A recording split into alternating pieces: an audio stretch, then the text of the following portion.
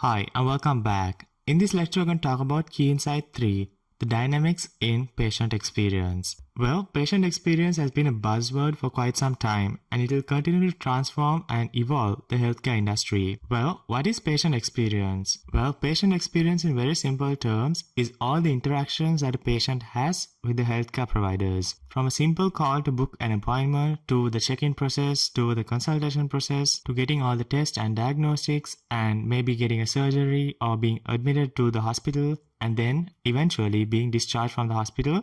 So that's called the patient journey, the entire process. So basically all the interactions that the patient has throughout the patient journey can be defined as the patient experience. So this can also include things like browsing the website of the company or the healthcare provider, booking an appointment via the mobile app of the healthcare provider, and all these sorts of interactions that the patient will do. So what are a few trends that we're noticing when it comes to patient experience? The number one thing is the increased demand for personalization. So if you observe the market trends out there, there's a massive demand for personalization. So rather than having a generic off-the-shelf products, customers nowadays prefer personalized products. So in this case, patients prefer personalized healthcare. So those of us who have ordered online using websites like Amazon and eBay knows how personalized those websites are. So they usually show similar products based on your interest or based on your profile, things like browsing history, previous purchases, and so many other data points. So in the same way, patients expect the healthcare providers to know what they want before they themselves know what they want. So the main challenge is doing enough and more background research on the patient and knowing exactly what the patient wants, but not to a level where the patients feel that the healthcare providers are invading their privacy. So figuring out the sweet spot is a major challenge for the healthcare providers. Then we are also seeing the trend of personalization is good for the healthcare provider.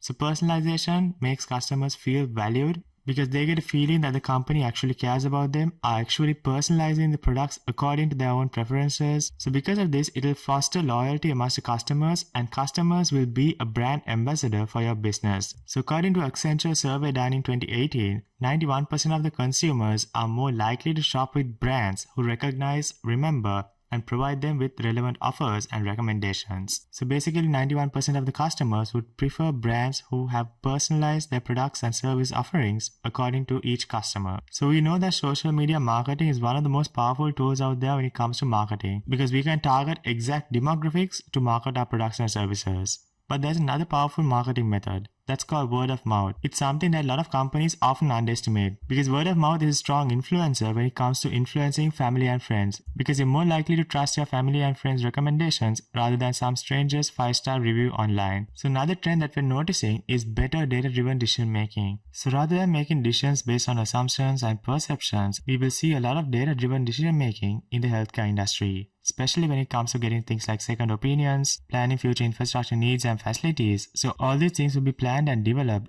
based on data. Then we're seeing another trend within the healthcare industry, which is focusing on building trust with all the stakeholders. So if you look at this whole COVID-19 pandemic and the massive expansion of social media, there were so many rumors about the pandemic, from microchips in vaccines to different types of drugs, and even things like putting clay pots to rivers in order to stop people from getting sick from the virus. So how can we build a verifiable system? How can we ensure that all the experts can give their perspective and knowledge? So for example, the Western medicine doctors might prefer to go with things like vaccines and antiviral drugs, while the Eastern medicine doctors would prefer something much more herbal, which has the exact same effect. But how do we develop systems that patients are empowered to make the decision that they are comfortable with and not being forced and blindly follow anyone's opinion or expertise without questioning them? So we need to have that kind of empowerment to the patient as well, for them to be much more comfortable in making the choices for their own body and their own health. So this is also true for terminal illnesses like cancer. So rather than going for traditional chemotherapy and radiotherapy, there might be alternatives out there which the patient might not be even aware of, which are less invasive and also less harmful for the human body. So there has to be opposing views even when it comes to healthcare decisions, so that we don't get biased towards a certain perspective, opinion or expertise, but rather we seek the truth. Then we are seeing other trends like the accelerated adoption of telehealth and other digital technologies. So the COVID-19 pandemic can be considered as a strong catalyst which accelerated the digital transformation and adoption of digital technologies across many industries. Even if you look at the healthcare industry, face-to-face interactions was very limited. People were scared to meet the doctors, and doctors also had a very high risk of being exposed to the coronavirus when they met a lot of people within their work life. So the healthcare providers started offering their services through things like video conferencing, where the patient could easily engage with the healthcare provider and get consultation for their existing conditions and also other minor conditions. So this upward trend of telehealth that we noticed would continue to grow in the next few years, and telehealth and remote diagnosis would be a major factor when it comes to achieving universal healthcare, especially providing at least a basic level of care for all the rural people in all the remote parts of the world. Then we are also seeing the trends of deploying real-time feedback frameworks for assessing the workforce. So staff morale and staff energy is vital for us to deliver a great patient experience. So we can use real-time digital tools to accurately measure the staff morale and also the energy levels, whether they are feeling burnt out or highly stressed, which will result in making a lot of mistakes, because humans, when they're stressed, their concentration levels become very low and they are bound to make a lot of mistakes. So making mistakes with patients is extremely costly because it can even result in the loss of the life of a patient. So by having the right tools and technologies in place to really accurately measure whether the employees are engaged in the work and whether they are satisfied and whether their stress levels are within the manageable levels, we're going to see healthcare providers focusing on all these factors in the very near future. Then also we're seeing this whole trend of the rise of self-diagnosis. So the rise of internet-connected devices like smartphones, tablets, laptops and other computing devices are making people search online for self-diagnosis. So I'm pretty sure most of us have searched online for a symptom, whether it's a headache, whether it's a burn or a rash or a discoloration of the skin. But as a percentage, the majority of the advice online is not even professional advice. So we have a clear demand from the patient to self-diagnose for basically home-based therapies and cures. But on the supply side, there's very little credible sources to match that demand. So as a healthcare provider, you can really focus on bridging the gap by providing credibly sourced, relevant and timely information for self-diagnosis. So let's say at midnight the patient is having a terrible toothache. So healthcare providers can give a home remedy. Very simple things that the patient can do until morning comes, where they can actually book an appointment and meet a doctor. So this will also reduce the number of accidents by patients taking unproven and unscientific treatments, and this will also build credibility of the healthcare provider as well, because they are providing advice which is backed by science. Then we are also seeing another trend of rethinking patient communication in a polarized landscape.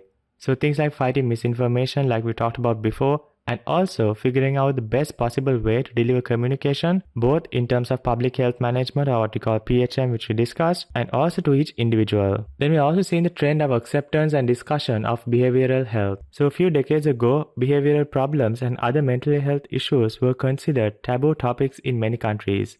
And even today, especially in developing countries, people tend to go for unconventional methods of treatment to treat their mental and behavioral issues. But now with the rapid explosion of information via the internet and social media and all the other websites, we are seeing this whole trend of accepting and discussing mental health as a priority. So things like counseling, coaching, group therapy, psychiatric treatment, and medication have moved on from being taboo topics to be recognized as something which can be treated.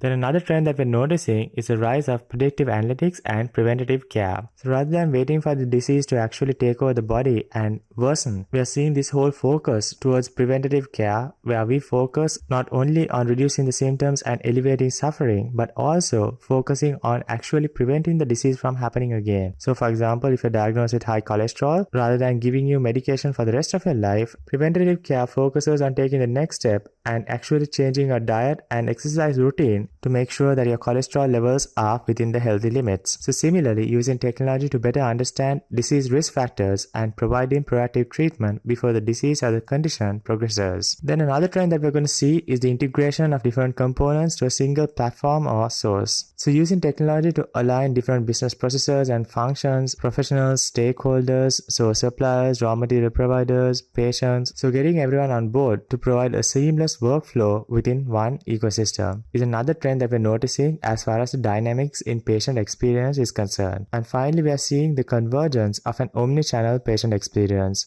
So using technology to facilitate both remote healthcare delivery while also enhancing the face-to-face interaction of patients. For example, you can have different apps to connect with remote patients, but also you can use the same apps to make the check-in process much more faster. So let's say a patient gets admitted to the hospital, so rather than getting all the information from the patient, you can easily scan the patient profile from the app and then admit the patient. So little things like that would make a significant difference when it comes to delivering a great patient experience. Well, that's about it for Key Insight 3, Dynamics in Patient Experience. I'll see you on another lecture.